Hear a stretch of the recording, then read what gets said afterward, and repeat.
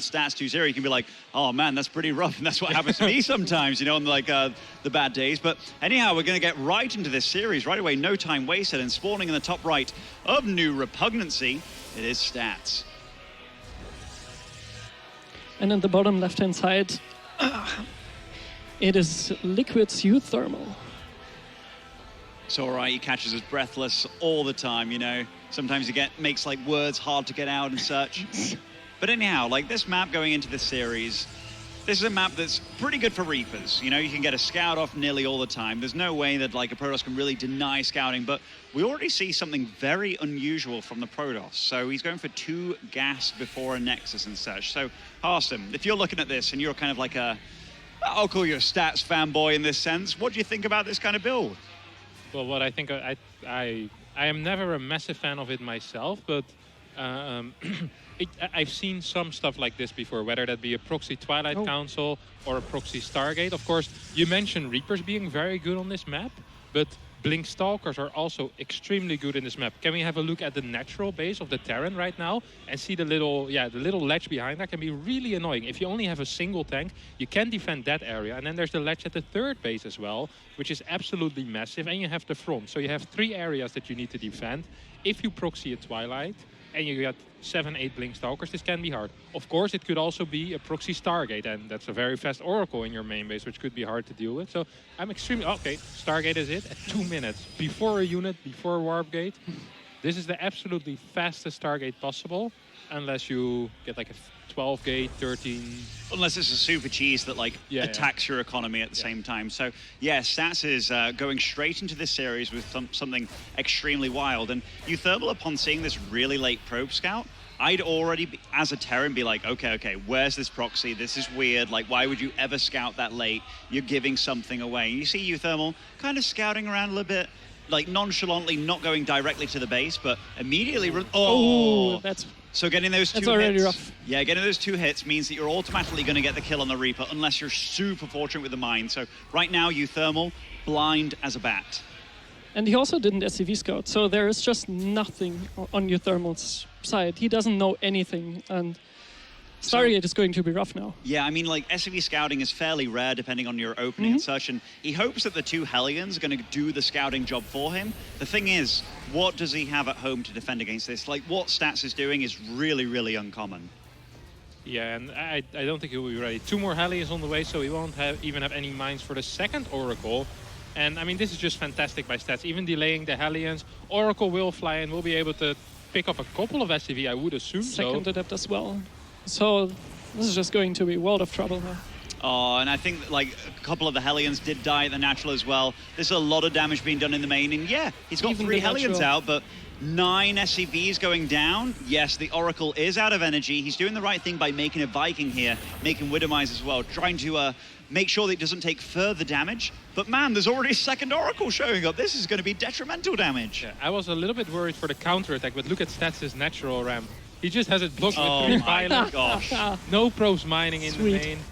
I mean, this is just absolutely fantastic. Killing 18 SCVs, Viking, so no medevac to lift those Hellions above those pylons. Of course, it's the correct call, but I mean, Stats is just playing this absolutely phenomenally. He thought about this a lot and he executes it perfectly. Kills the Reaper. uThermal doesn't get the scout. I even think giving the probe was a way to make sure uThermal wouldn't actually scout for proxies, because a lot of the time Terrans, when they play gas first, they walk around with the Reaper to find the probe and try to kill it, right? Because a lot of Protoss hide the probe. But actually giving that probe to uThermal is like, all right, I don't have a probe anymore. You can go scout my main base now. And I'm not sure if that is calculated or not, or if that was intentional, but I mean, in general, this game was absolutely fantastic by Stats. It's another way of looking at it now. Look at these Oracles just moving in, no care in the world, just absolutely destroying the economy of uThermal. And yeah, uThermal's marching across the map with a lot of Widowmines, some Vikings and stuff, but the Widowmines are meant to deal with those Oracles and such. Now, we can't count out how good Widowmines are, but the thing is, this army isn't an army that's fit for fighting the endurance fight. All he has to do is survive. And now, I mean, warping it on the low ground's pretty ballsy because those Vikings definitely deal a good amount of damage. And uThermal is kind of pouncing on this army. Look at the supplies as well. It's very much in favor of Stats, but Stats just moving away very, very calmly, just using the... Oh, that was a good Widowmine detonation, but still, those Vikings deal an absolute massive amount of damage to these Stalkers. Is uThermal managing to make this happen? This is really good focus fire on these Stalkers. How many gates is there actually for Stats? Is there only one still? No, There's 3 gateways. Okay, so he should be fine because, sure, he lost a lot of workers, but he's still up 14 16. workers. Yeah, he's still so far ahead, even losing so many workers. He just tried to defend his natural, even though he didn't really need to. I do like, I mean, and still, we forget about these oracles. They're still denying all economy for uThermal. uThermal's in a real rough spot here. I don't think there's any real going man, back. those Vikings are still fighting. Man, they're so good versus Stalkers. They're good against Stalkers, probes. That was nice, trying to bait the Widowmine shot. Too good for that, though. I mean, uThermal's making a lot happen with the 10 supply that he has. Even taking down a Stalker, but these Vikings fall, and I think the end is kind of here in GG. A spicy start to this series. Just imagine there wasn't as much damage early on. Like, there was still even the Adept in the natural. If it just wasn't that much damage, uThermal would have done a ton with those sub-units. The thing is, I liked a lot of Stats play, right? Like, he went for a very, very ballsy Stargate. Yep. The wall off after making his Nexus, though, that was the real key there, because he knew he was susceptible to counter damage, and he stopped any of that from ever happening. So I think that was real next level 200 IQ play by Stats, and that's a rough way to start the series, because honestly, I don't play a lot of European Protosses that do any sort of stuff like that. No. This is extremely uncommon, I think. Even for the Koreans. You would see a player like Hero pull this out every once and again. But yeah, for Stats to do this in game 1, I mean, if I was uThermal right now, I'd be very scared. Because when you play against Stats, you're kind of preparing for the standard guy that does everything right. But once he starts throwing stupid stuff at your face as well, you're like, well, this is just going to be extremely hard. Because his execution is perfect. And I mean, there was different ways to defend the Hellions. He could have sent the second Oracle home as well. But I think the brilliance about the 3 pylon walls, like, all right, I just won't mine from my natural. I don't need it. Like, it's actually so smart. And I like Stats so much, man. Well, it's so smart because uThermal doesn't have anything to deal with his second Oracle, right? So he's just moving in and dealing more economic damage, just stopping him from ever getting an economy up. Well, the thing that really makes it smart is you send across your oracles knowing that you are susceptible, you have a hole in your plate. But he removed that, he plugged in that hole. Like, there was no way that uThermal could deal damage. Like, there was no way those Hellions were going to do anything. So he was totally prepared. And that is totally unorthodox for Stats to do. And the thing is, you call it a stupid play. Yeah, but I mean, you know what I mean. It is a stupid play, but the fact is, he made it stupid with brilliance and intelligence on top of it. So it was super duper cool to see from Stats, because we don't expect that from him. And uThermal this game, he opts for a gas first and then a barracks again. Now, the real question is, what is Stats going to do this game? Because he's a guy that can absolutely play the most standard, beautiful Protoss game in the world. But the thing is, he just throwed a real curveball at uThermal. Yeah. Oh. Oh, he's waving about. Yeah. Is it hot? Is it smelly? Victory wave? Like, did I just do the most awful Trump in existence? Who knows? Oh man, that smelled cheesy, you know? It's just that cheesy smell. Yeah. No, so there was this, I remember, like, Stats also pulled out a Cannon Rush versus Cyril back in GSL versus the World. And it's something that the very, very best do when they are so known for their stock standard play, pulling out these, like, very, very aggressive builds that are just as clean. That's when they get, like, really, really good, because then you need to be afraid of everything as the opponent, right? Wait, what did uThermal do here? Did he skip a Reactor entirely? Yeah, Reactor first, and he's gonna mine one of the minerals. Okay, this is 6 Marine, 2 Hellion build. Yeah. Okay, this is a cool build, but I'm afraid Stats might be able to see it, because 1, the minerals are gone, and 2, Reactor first almost always indicates an early aggressive option. So these are 2 very big tells. Now, what uThermal did in the middle of the map with the SCV, by the way, is he took away one of the minerals. Stats hasn't scouted it yet, but he will once he walks back with his probe. And this shortens the rush distance. So I think what Ben said, the 6 Marine 2 Hellion build, might be it. it could also be another aggressive build, but this is one that uThermal specifically likes, right? Yeah, I mean, one thing that I saw uThermal do with this was he's very good against Stargate openings, you know, where they opt for a Phoenix first, because then trying to deal with 6 Marines and 2 Hellions, it gets very difficult. Now, if he goes to like multiple Stalkers, I mean, he's getting a Sentry here. I'm not really sure what his unit composition is going to be, but going for the Twilight Council, normally a Blink follow-up is pretty decent. Yeah. Getting the Sentry early, that might be for hallucination scouting, just to keep safe, but denying those minerals, it just means the Adept arrives a little bit quicker. Yeah, this should be a 2-gate Blink into Robo, and I believe he gets 1 more Stalker before Warp Gate. Sometimes he gets 2, but most of the time 1. This is actually a build that I think the first time I actually saw it was Hurricane do it in the GSL against Innovation. And this is with the, I mean, the hallucination early has been done before, but only with the 2-gate. He's going to block with this, or trying to block with the Sentry, maybe? No, he just wanted to have a quicker scout, actually. Ah, okay. That's why he I moved see. on the map. Yeah. Actually bites him in the butt a little bit here. Yeah, that's why I was surprised. I really thought he was going to maybe just try to block it off, but because, like, you surely could make a force field there, but that would be a bit too fancy. Right now, using the hallucination when you already know what's coming at you, I think that's kind of a misplay, honestly. Yeah, Like, agreed. keeping Guardian Shield is far more vital in this kind of low economic situation where you're only against Marines, because right now that mineral line's exposed and you've got to deal with this kind of push that's coming at you. That's so scary already. And it's just a couple of units, but Stats is only on 1 gateway, and he's already lost so many probes already. Yeah, this is not an all-in. This is a pressure and gets followed up by Cloak Banshee, of course. So, yeah, this is absolutely fantastic for you. Oh, and That's look at these so juicy much shots for the Hellions as well. This is quite a lot of damage, but also some really pivotal scouting information, because I think he's probably seen the Twilight Council, he's seen the Stalker count at least, so he knows what he's up against. Back home, he's making a bunker, he's getting the Cloak Banshee out as well. I don't Also think... tank. Yeah, in fact, what did he scout with that hallucinated Phoenix even? Did he even see that it's Cloak on the way? I mean, he is getting Observer, okay, so Ooh. he's not going to die. He didn't see a tech lab, Ooh. but he did see the starport. So he might think there's just a medevac or a Liberator on the way. So he could send the Observer over on the map, right? Yeah, that's definitely what he will do. Okay. Right? So yeah, of course, like I'm not a Terran or Protoss expert here. Like I'm a Zerg player, so there's the one or the other thing I'm going to ask. It's So just- all you have to know right now, Eon Blue, is Stats needs to do something pretty drastic, be it Of like course. get really, really greedy or very offensive, because uThermal's in a damn good position and he's going to be Absolutely. opting for probably a 2-base push. And Oh right man, now, this getting the Banshee arrives, sentries. the Observer isn't there. Oh, that's really rough. There's also no shield battery, so these probes are just not going to survive. At least the Observer's close by, but still, losing those 2 sentries is a massive deal, right? And this, like, did the initial Observer even go across the map? I think he took it home I think here. he took it back home.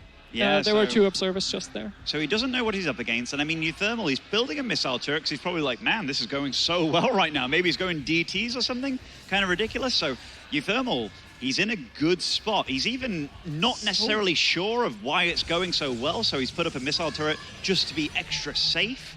But he's producing a lot of units right now. He's got a good economy against a Protoss that is definitely wounded. And those 5-6 workers plus the mules and the later upgrades for Stats, that's all big.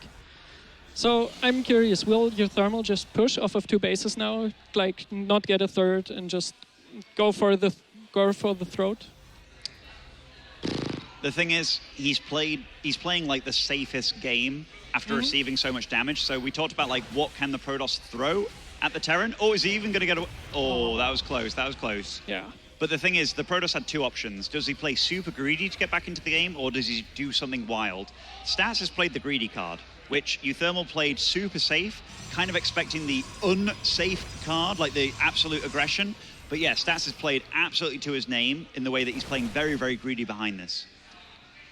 Yeah, I mean, usually most of the time what you see is you get 8 gates on maybe 48, 49 workers, but Stats right now went up to 54, 55 workers on double forge, and then only adding 3 extra gates. I mean, he's going to be on, 5 gates in total? How many gates there already? Okay, there's 3 gates. And he's getting 4 more, I think? Okay, now Or he 5 feet. now he adds the extra 2, but this, what Ben mentioned, is completely correct. This was extremely greedy. Yeah. uThermal played very safe, so if Stats manages to survive here, he would be in a playable position for sure. But this is still going to be super rough, right? This is So Stas is doing the right move here by moving forward to try and delay the push. The thing is, this is all he has to delay it. And that is a very scary army by uThermal. Now, Stalker does fall, but the thing is, all those Stalkers are bruised. This scan reveals absolutely everything. It isn't scary. These are Widow Mines as well. So uThermal kind of pounces on this army, but he's not being too careless here.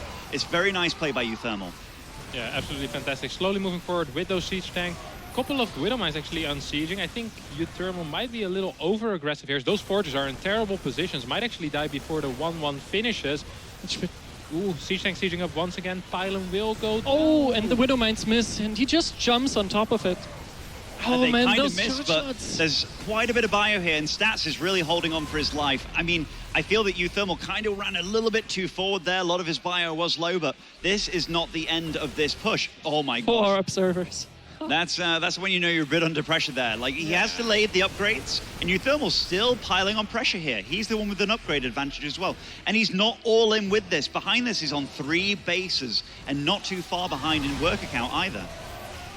I'm just extremely impressed how Stats actually managed to hold the first push so far. I mean, 1-1 is about to finish in 10 seconds, and for the first time in this game, Stats will have some kind of lead in the upgrade department, even if it will only be for a couple of seconds. Of course, uThermal still continues pushing on with the supply lead that he has. 6 medevacs on the field right now, and no more Zealots here. Next warping comes in. But the longer they fight and the more the Widow Mines survive, it might actually get harder and harder for Stats. He needs to break through and kill the Widow Mines every single time he loses his Zealots. That's really the important trait there. Every time that you see Stats back off, it may look good for him, but the fact is he's losing his entire front line. And uThermal behind this is getting a Ghost Academy. He's also adding Liberators, and there is no way in hell that Stats can afford the counter to Liberators right now. And we see that his reaction is a Robo-Bay. I don't think he has time for Colossus. I think this is immediate Disruptors. He has to get out. Yeah, I completely agree. I think it's the perfect call as well, actually. His front line just keeps dying again and again, and he needs something to stop those Widow Mines from a distance, and Disruptors are perfect for that. uThermal, however, isn't stopping at all. 2 Liberators join the fray, couple of Widow Mines, still Widow Mines being built, which is kind of rare in these longer scenarios usually. Usually, at this point of the game, you wouldn't see Widow Mines anymore, but because this is such an interesting push, he's still building them. Oh, I love this, that he target-fired the Immortal, got it down, then pulled back into the Liberation Zone. So uThermal's handling this fight really good. And he is climbing ahead in supply right now, even etching up the ramp. And the thing is, once that 3rd and 4th Liberator do join, oh, this is some sick counterattack, though. Under so much pressure, still thinking about the counterattack damage. It's also going to distract uThermal a lot. Just from, like, he has to manage now 2 attacks, obviously. The thing is, uThermal's caught up in upgrades, and also, Stats is getting out the Disruptors, but these Liberators are etching forward. There are Widow Mines. Now the 3rd base is kind of exposed here. There's also... You can't blink under these Liberators at all. That is a nice Disruptor, though. And I really like the way Stats is playing this. He doesn't warp in Zealots anymore. He stays on Stalker, Immortal, a couple of sentries, and tries to edge his way through with the Disruptors. But the micro of uThermal is so good, actually. It's insane. Yeah, now we look at the supply. It looks really, really good for uThermal. I mean, Stats is climbing back. He really is. And, you know, he's warping in some Zealots here. 2 Disruptors are out. Now he's trying to remove those Widow Mines, so maybe he can blink under the Liberators for like a big, crazy Hail Mary kind of play, but uThermal, he's playing very, very carefully. He's not overcommitting, and now the Disruptors are out. Now is his chance to kind of pounce a little bit. Yeah, and oh, the Disruptors, they are exposed, and uThermal takes out all the Disruptors, even chasing him into the main base. The 4th Disruptor does come out. Is it also going to get focused down? The Liberator's also holding ground here. uThermal just dancing under these zones and tearing apart Stats limb by limb. Yeah, absolutely fantastic micro by uThermal. They're targeting down 4 or 5 Disruptors. Liberators are still alive. There's not enough Stalkers to deal with this, and this is most likely going to be it for Stats on this map. uThermal with an absolute masterclass in PvP takes the game and ties up the series against the rank 1 in this group. The man who is 6-0 so far. Is he 6-0 so far? Oh, wow. I mean, so he just lost his first map, right? Lost his first map, I believe. Sweet. Going into this group, a lot of people were like, okay, 1st place and 2nd place is totally predetermined, you know, like, why watch this group? But here we see that uThermal is pushing Stats pretty damn hard. And when it came to the macro game, when it came to the very, very orthodox game, uThermal pulled out something a little bit cheeky. you and I have seen him do this kind of thing before, but stats, it's not very often you go up against that kind of 6 Marine, 2 Hellion build. And as soon as he launched that hallucination, we were like, oh man, is he in trouble? Yeah, I didn't even think of it at that moment. I was like, maybe a force field. But the moment you mentioned the Guardian Shield, if you give stats 10 more seconds to think about this, he's going to get to the same conclusion 100%, but he didn't have the time. He's never seen it before. If he gets the Guardian Shield there, this is an extremely different game. Like, hallucination is used to see what's going to come at you, because a Terran always tries to slow you down, be it like Widowmine, Banshee, you know, all these things. But you see these 6 Marines marching at you, and it's like, you know what's already coming. There's no need to use that. So, yeah, definitely a little blip in the computer brain of stats. And, yeah, I love the fact that uThermal threw out something that is very uThermal-esque, but it definitely caught stats off guard. Yeah, and I'd like to mention as well that stats missed 2 of the earlier clues. The minerals being gone and the reactor first are 2 decent indicators that something aggressive will happen. So I think moving across the map with the sentry in itself was a little bit of a risk. Perhaps it's a risk that he's willing to take if he would think about it longer, but it's definitely a risk. And yeah, it made a poor decision in the hallucination. So very well done by uThermal. And I mean, Thunderbird is a map where I think this is actually one of the hardest maps to close out games, right? Wouldn't you say so?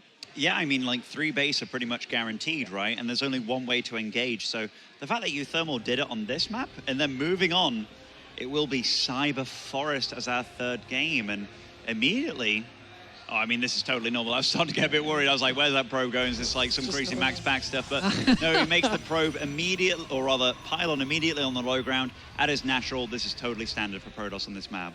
Yep. Now, this is one of those situations where we're kind of waiting on the Terran. Is he going to go gas first? Is he going to go barracks first? I know that I personally love the barracks first on this map, getting up an early bunker, just given that the rush distances are so short, and also it is so much more common for that gateway to be on the low ground, meaning that the rush distance for whatever unit you make, mainly and adept, is that much closer. Yeah, completely agree. So we do see the barracks first, like you mentioned, meaning factory will be a little bit delayed, but you get a faster Reaper and you get that second barracks unit before you start the reactor in the Marine. So that's very, very nice for uThermal. Now, something stats could do is get a Cyber Core before the Nexus, wanting to go for a very fast Adept Stalker rush. But we'll see what he decides. And like, so far from both these guys, very, very standard. It all depends on like what they choose to do. How do you feel about a Cyber Core first? Yeah, I don't mind it, honestly. I feel like if I would scout and see barracks first, I doubt I would do that. I was thinking the same, because it's like, it's way more likely that the bunker comes up, that any of your aggression is going to be thwarted anyway, so you might as well get a little bit of an economic lead, right? Yeah. But stats, on the other hand, he's like, no. You know, I'm going to do this on this map. I've already committed to the gateway on the low ground, and I'm going to be pretty good. Wow, okay. So a Marine first instead of Reaper. And no Reaper at all, right? He's going for the reactor now. So this means an even faster reactor, which also means that Cyber Core first is even less valuable at this stage of the game. So, yeah, pretty unusual, honestly. Yeah, it also means that the factory has the gas first timing. So this is basically perfect scenario for uThermal, I would say. Kevin, barracks on the way. Oh, it's 2 racks. So this is kind of a 2-1-1 opening, yeah. Oh. And by the way, we have to commend stats. He didn't stubbornly chrono boost out that Stalker upon seeing what he saw. He was just like, I'm going to get out of Stalker at a very reasonable time here. So using that chrono boost on the probes, making sure his economy is going to be good. I'm liking a lot of the decisions and the choices that both these players make against one another. Oh, we see. He's not going to see it. Stats was to build the Twilight Council on the low ground just barely before canceled the order. Said, well, I'm trying to hide it, of course. So, yeah, there's a factory on the way. Will this just be 2-1-1 with Stim? And because it's like a slightly different build order, right? Without the Reaper now, just the Marine instead. Yeah, it should mean that the 2-1-1 hits a tiny bit faster. And the fact that you use the SCV to scout instead and no Reaper, you just end up getting the factory a little bit faster, the Starport a little bit faster. Stats upon seeing all these Marines, he might be thinking like, oh, I'm against the same thing again. Now, if he's absolutely clued in, he's like, okay, that's 5 Marines, not 6. Yeah, but he built the 1 Marine before the reactor. He did, yes. So it's all totally different. Like, it's... Yeah. But the thing is, like, Stats is a very smart guy. So he's going for Blink, he's playing normal. Combat? Yeah. Wow. Okay. So, some Hero Marine push. Some SCV pool shenanigans? I wouldn't be surprised if he starts making Marauders from the tech lab. It makes this push a lot more difficult to hold. Interesting. Now he isn't, he's just continually making Marines, but very unusual play by uThermal here. Wouldn't you usually with this get factory before anyway? We don't question uThermal. We don't question Eternal? Yeah, so... But the way I've seen it before is only with factory first, because this would be a one-tank push then, wouldn't it? Otherwise the timing... So the thing that he's opted for here is it was a barracks first with a Marine, then immediately a reactor. So his Marine count's actually going to be way higher with this. Yeah. And he's opting for going for combat shields first. So that Marine count will be higher. It would also be improved than it would be normally. Like me personally, I'd be going, like if I did something like this, I'd go gung-ho, like 3 barracks and the factory itself, also producing Marauders. But I'm interested to see where this goes because